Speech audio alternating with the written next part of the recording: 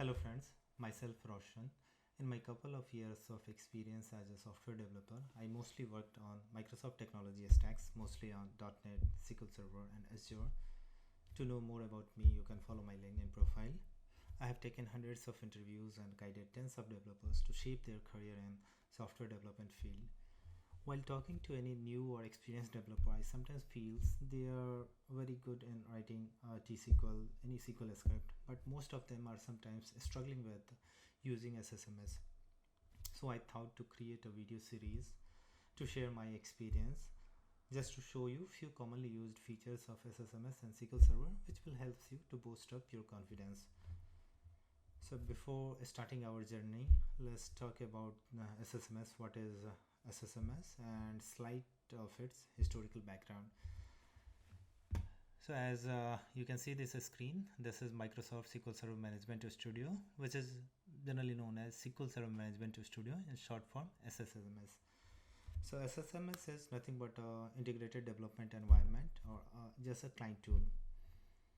A standalone SSMS, there is no significance of just SSMS unless until you are connecting with the underlying database.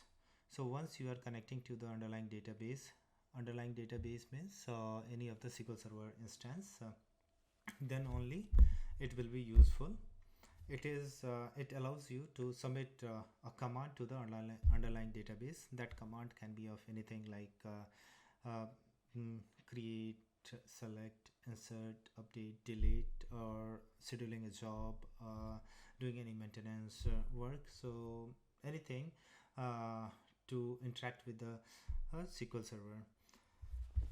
In earlier version of SSMS, it was very much tightly coupled with the SQL Server. So there was no standalone installation for the SSMS. You must have to install any of the SQL Server to get the SSMS.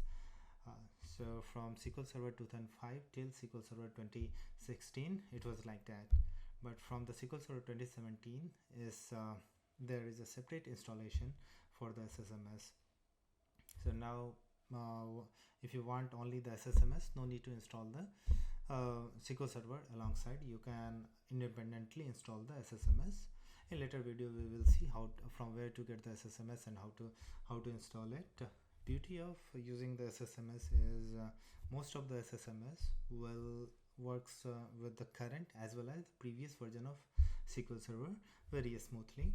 Some of the SSMS will also work with the higher version of the SQL Server. Like if you are using the SSMS for SQL Server 2016, it will also work with the SQL Server 2019. So let's get started, and in the subsequent video we will slowly see how to install, from where to get, and what are the different commands, what are the different shortcuts, how to play around with the SQL Server using SSMS.